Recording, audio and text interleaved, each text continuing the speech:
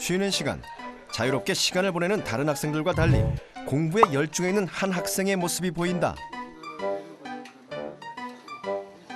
경성고등학교 3학년 노태수. 태수는 다음 시간에 있을 영어 수업을 예습하고 있다. 지문을 읽고 해석할 사람을 찾는데 Same way as before. Any volunteer? Any volunteer? 태수가 가장 먼저 손을 든다. Except from the charge become more popular. 세금이 면제되는 여행이 좀 더 대중화되고 there were 15% more bus journey. 네. 상당히 어려운데요, 그렇죠? 정말 뭐 태수는 지금 정말 우리가 정말 작년 초에 비하면 정말 우리 뭐 여기 여러분들도 느끼겠지만 상당히 많이 발전했어요. 그리고 과연 태수의 예전 모습은 어떠했을까? 지금은 공부하는 습관이 들어서 수업 시간에 최대한 집중하지만 옛날에는 이렇게 안 하고 맨날 수업 시간에 잠만 자고 놀기만 했어요. 태수의 말이 사실일까? 태수의 예전 모습은 어땠는지 살펴보기로 하자.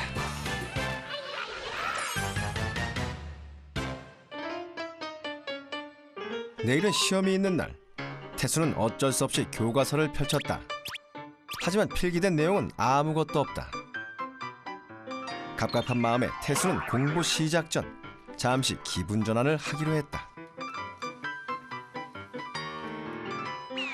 바로 컴퓨터 게임이다. 태수는 게임을 할 때만큼은 그 누구도 따라오지 못할 집중력을 발휘한다. 그런데 이럴 수가. 믿기지 않는 일이 일어났다. 게임 첫 판에서 죽고 말았다. 이런 기분으로 도저히 공부할 마음이 들지 않는다. 시험날. 받고 싶지 않은 시험지를 받아드니 한숨이 절로 나온다. 까만 건 글자요, 하얀 건 종이인 건 알겠는데 그것 빼고는 아는 게 없다. 고민하던 태수가 생각해낸 것이 있다. 바로 볼펜 굴려서 찍기. 이렇게 굴리고 저렇게 굴리고 태수는 다양한 찍기 비법을 선보인다. 볼펜만으로는 부족하다. 이번에는 사다리를 타기로 한다. 완성된 OMR 카드를 보니 왠지 정답만 찍은 것 같다. 그런데 놀라운 일이 발생했다. 태수가 1등이다. 시험 시작하자마자 문제를 다 찍고 엎드리는 학생은 태수밖에 없다.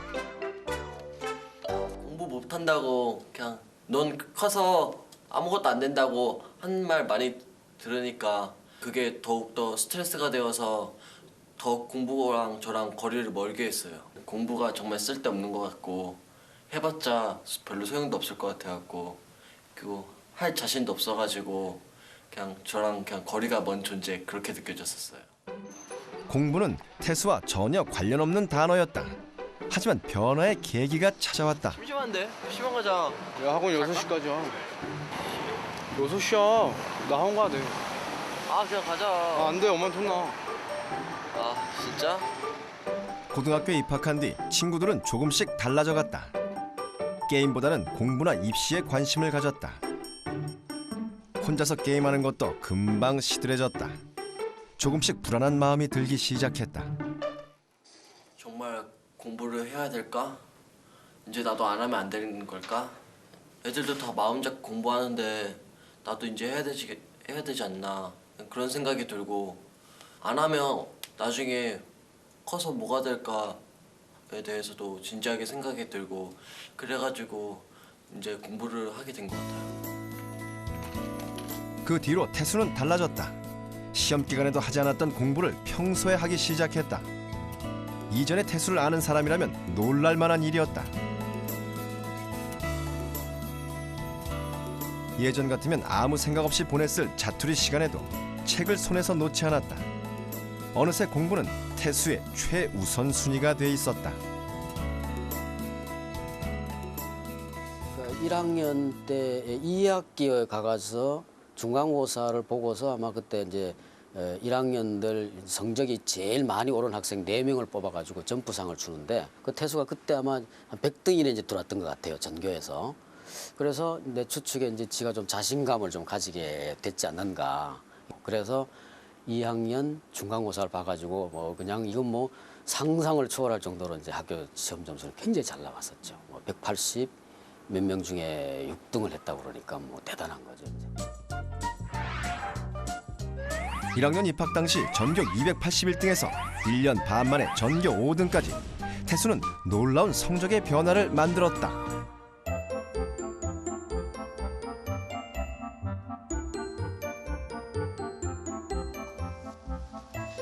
이게 제가 1학년 때 공부했던 교과서하고 노트거든요. 처음 공부를 시작했을 때 태수의 실력은 엉망이었다. 저 이때만 해도 비동사라든지 막 비지트라든지 그냥 레츠 토크 하는데 레츠가 무슨 의미인지도 잘 몰랐어요. 진짜 이런 것도 몰랐구나 생각하면 제가 참 부끄럽고 오랜만에 보니까 이거 진짜 그렇게 어려운 것도 아닌데 몰라가지고 진짜 이 본문은 제가 처음에 외웠던 거라서 수십 번도 넘게 봤는데 그래서 아직도 기억이 나요. 태수는 아직도 고1 때 외운 교과서를 기억하고 있다. 한번 해볼게요. Amazing prediction for the future. Everyone wonders what the future will bring. 세세한 단어 하나, 문장 순서 하나도 틀리는 것이 없다. Beyond our imagination. Even so, it's fun to try to guess what the future will bring. 공부 시작 당시 기초도 기본도 없었던 태수. 그랬던 태수가 어떻게 몇 년이 지난 지금까지 교과서 본문을 외우고 있는 것일까? 단어 뜻도 모르니까 그때 남은 방법은 그냥 암기하는 것밖에 없었어요. 그래가지고 저는 교과서 일단 단어 해석이 안 되든 단어 뜻을 모르든 그냥 일단 그냥 교과서를 외우기 시작해가지고 어떻게든 외우겠다는 그냥 그런 신념만 해서 막 되게 열심히 쓰면서 다시 또 쓰고 이러면서 교과서 완전 다 외운 것 같아요. 무작정 교과서를 외우기로 마음먹었지만 태수의 발목을 잡는 것이 있었다. 바로 영어 단어. 태수는 우선 교과서 속 모르는 단어를 모두 표시했다. 하지만 워낙 실력이 부족하다 보니 아는 단어를 표시하는 게 모르는 단어를 표시하는 것보다 빠를 정도였다.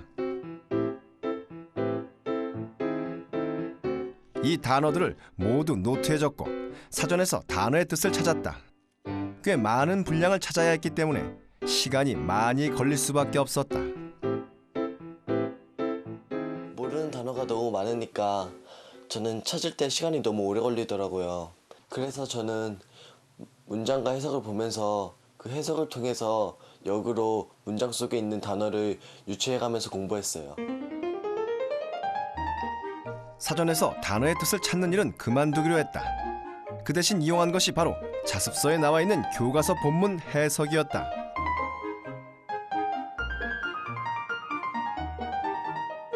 문장과 해석을 1대1로 놓고 문장 속에서 이 단어가 어떤 뜻으로 쓰였는지 유추해내는 방법이었다. 교과서 본문 암기가 목적이라면 단어의 뜻을 반드시 사전에서만 찾으란 법은 없었다.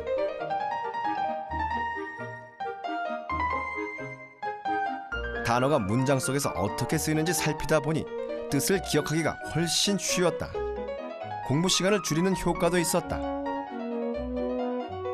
그냥 단어만 외우는 것보다 그 단어가 쓰여진 문장과 병행하면서 공부하면 그 단어도 더 잘 외워지고 그 문장도 머릿속에 기억이 남아갖고 일석이조인 것 같아요. 단어의 쓰임을 파악한 뒤에는 교과서 본문을 정리했다. 교과서 본문 전체는 물론이고 단어, 수거, 문장의 해석, 그리고 문법 등 외워야 할 모든 내용을 한 권의 노트에 담았다. 교과서에 있는 영어 문장을 전부 다 적고 영어 단어 뜻을 찾고 문장 해석을 적었죠. 문장이 어떻게 해석되는지, 해석을 위해 필요한 문법은 무엇인지 꼼꼼하게 표시했다. 그러나 한 번의 정리만으로 교과서 본문 전체가 외워지는 건 아니었다. 한 번 쓰고 안 되니까 외워질 때까지 하자고 계속 또 쓰고 진짜 머릿속에 박힐 때까지 계속 썼어요. 마지막 단계는 무조건 암기. 암기에는 어떤 유행도 통하지 않는다. 노력 외에는 다른 방법이 없다. 태수는 교과서 본문 전체를 끝도 없이 쓰고 또 썼다.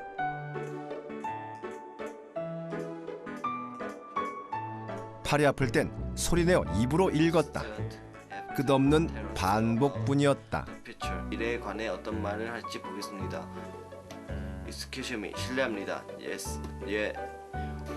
이제 다 외운 것 같으면 백지에 이제 해석을 먼저 쓰고 그 문장을 적어서 테스트를 하는 거죠. 얼마나 완벽하게 외웠는지 점검하는 것도 잊지 않았다. 외웠던 모든 내용을 손으로 적었다.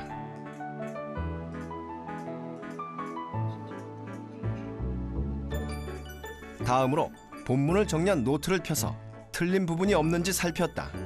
잘못 외웠거나 잊어버린 내용이 확실하게 보였다. 틀린 문장이 없을 때까지 태수는 이 과정을 반복했다. 이 과정을 통해 교과서 전체를 외울 수 있었다. 처음에 영어를 시작할 때는 정말 막막하고 자신감도 없었지만 교과서 하나를 통째로 끝내고 나니까 아, 내가 이만큼 했구나. 아, 노태수 참 장하다. 이런 생각도 들고 그냥 자신감이 생기는 거예요. 자신감이 드니까 전보다 공부가 재밌어졌어요. 그래서 더 공부를 하고 싶다는 생각이 들었고 더 공부를 열심히 하게 된 것 같아요. 성적을 영어 과목에서 향상시키기 위해서는 암기라고 생각을 합니다. 범위가 제한되어 있기 때문에 한정되어 있고 범위가 알려져 있기 때문에 그 안의 내용만 완전히 숙지하면 좋은 성적이 있을 거라고 생각합니다. 제대로 된 공부를 시작한 뒤 시험 기간 태수의 태도는 어떻게 바뀌었을까? 달라진 태수의 시험 태도에 대해서 알아보기로 했다. 시험날 아침, 태수는 일찍 등교했다. 한 달 전부터 오늘을 위해 공부해왔다. 야, 시험 공부 많이 했어? 아니, 별로 못했어. 아, 진짜 완전 망했어. 친구에게는 차마 밤새서 공부했다고 말할 순 없다. 인사를 나눈 뒤 태수는 바로 공부에 들어간다. 드디어 시험의 시작. 제법 아는 내용들이 눈에 보인다. 문제를 풀기 전 태수는 잠시 마음을 가다듬는다. 지문과 보기 모두 침착하고 꼼꼼하게 읽어나간다.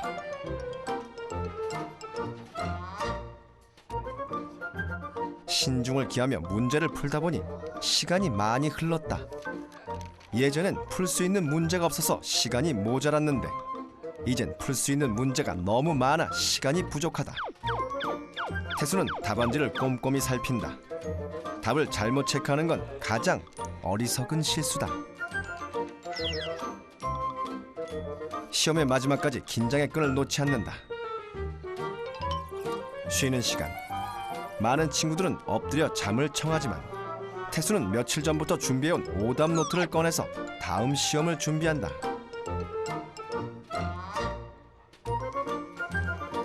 시험이 끝나고 채점에 들어갔다. 틀린 문제가 거의 없다. 결과가 기다려진다. 저도 정말 공부를 못하던 학생이었는데 저도 마음을 잡고 공부를 하니까 되더라고요. 스트레스도 많이 받고 포기하고 싶었기도 했죠. 하지만 지금 포기하면 나중에 가서 아무것도 아니다 그런 생각이 들어가지고 더 열심히 하게 된 것 같아요.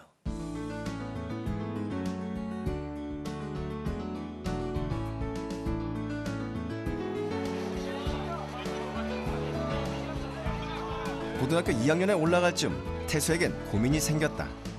내신에선 남부럽지 않은 성적을 거뒀다. 하지만 모의고사는 그렇지 못했다. 모의고사 성적을 올리기 위해서 공부하는 방법을 바꿔야 할지 의문이 들었다. 태수는 깊은 고민에 빠졌다. 지금까지 공부했던 방법으로도 내신 성적 많이 올랐잖아. 그냥 이대로 하면 되지 뭐. 내신은 그럭저럭 나오는데 모의고사는 왜 이리 안 나오지? 전교 1, 2등 하는 애들은 특별한 방법이 있지 않을까? 나도 그거 찾아야 되는데. 태수는 다른 공부법을 찾아보기로 했다.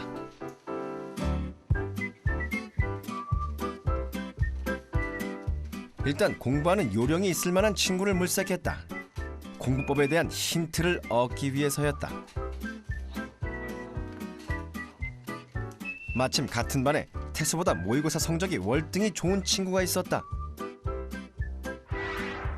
이왕 따라할 거라면 친구와 똑같이 생활해보기로 했다. 친구가 책상에 앉아있을 땐 태수도 책상에 앉았다.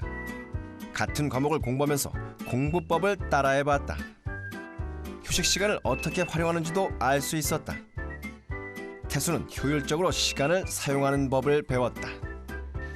어느덧 태수의 하루는 친구의 하루와 꼭 닮아가고 있었다.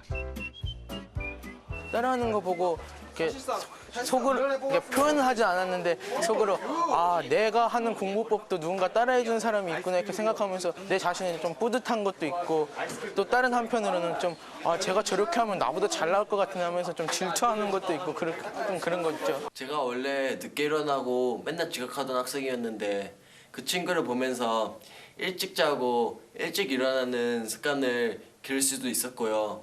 그리고 자투리 시간을 활용한다든지 그런 생활적인 면에서도 많이 배울 수 있었어요. 태수가 친구를 따라하면서 배운 것은 학습 태도만이 아니었다. 친구를 관찰하던 중 태수는 언어 공부에 대한 효과적인 공부법을 발견할 수 있었다. 문학 노트였다. 태수는 이 공부법을 따라해보기로 했다. 그때부터 친구의 노트를 바탕으로 자신만의 문학 노트를 만들어 왔다. 이게 제가 친구 거를 보고 이제 정리하게 된 제 문학 노트예요. 작품이 쓰인 연도, 주제, 성격과 특징부터 작품에 등장하는 단어들이 가지고 있는 의미, 시대적 배경까지 빠트림 없이 정리했다. 소설이나 스필처럼 지문이 긴 것들은 갈래, 주제, 제재, 특징 같은 것들을 그런 시험에 나올 만한 것들을 정리했고요. 또 시나 시조처럼 지문이 짧은 것들은 본문까지 쓰면서 그런 식으로 정리했어요. 시의 경우엔 직접 노트에 베껴 써보기도 했다. 평소 책을 많이 읽지 않았던 태수로선 시를 천천히 음미해보는 좋은 경험이 됐다. 시를 쓰면서 좀 시인의 입장이 돼본다는 생각으로 쓰면 주제나 갈래, 그러니까 시와의 의미 그런 것들이 제 머릿속에 더 잘 남더라고요. 시의 본문 전체를 한 번 베끼고 나면 다음으로 내용 정리에 들어갔다.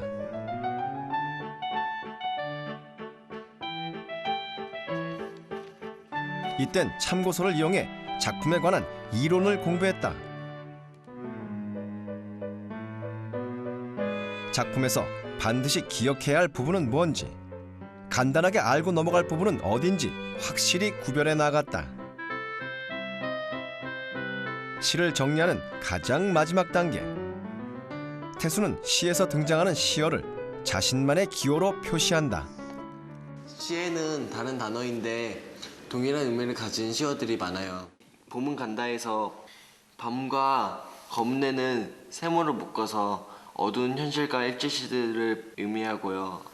봄과 종소리는 희망과 동림을 의미하는데 이렇게 동일한 의미를 가진 시어를 같은 기호로 묶어주면 나중에 볼 때도 한눈에 알아볼 수 있어서 정말 편해요.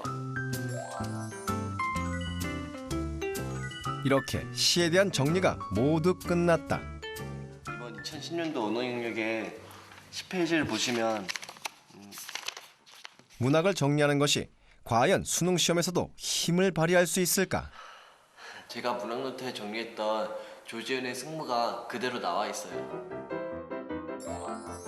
2018년도 수학능력시험 언어 영역 33번 문제. 놀랍게도 보기에서 등장한 모든 내용이 이미 태수가 정리한 문학노트에 나와 있는 내용이었다. 다양한 문학작품을 계속해서 정리한다면 언어 영역에서 좋은 점수를 기대할 수 있을 것이다. 태수는 이 공부법을 발전시켜 다른 과목에도 적용시켜 나갔다. 문학 노트를 정리할 때 시간도 많이 걸리고 진짜 힘들었죠. 하지만 제가 그렇게 공들인 만큼 더욱더 열심히 보게 되고 그리고 간혹 시험 문제에 제가 정리했던 문학작품이 나오더라고요. 그럴 때 답이 한눈에 확 보여가지고 저는 이 노트만 가지고 있으면 정말 마음이 든든했어요. 수능이나 이제 모의고사 시험을 봤을 때 낯선 문학 작품이 나오면 학생들이 당황을 하게 되고 이제 문제를 못 풀게 되고 그럼으로써 이제 자신감이 떨어지게 되는데 이렇게 많은 작품들을 자기 스스로 정리를 해봤다면 당연히 그 경험을 토대로 자신감을 키울 수 있겠죠. 여러분들이 이제 보다 큰 효과를 얻으려면 그 시어 식구의 이제 의미를 정리한다고 했을 때 그 의미가 왜 이렇게 파악이 되는지를 그 시의 문맥 속에서 혹은 그 소설의 그런 문맥 속에서 스스로 이해를 하고 그 이해한 내용까지 이제 함께 정리를 한다면 보다 큰 효과를 거둘 수 있을 것입니다.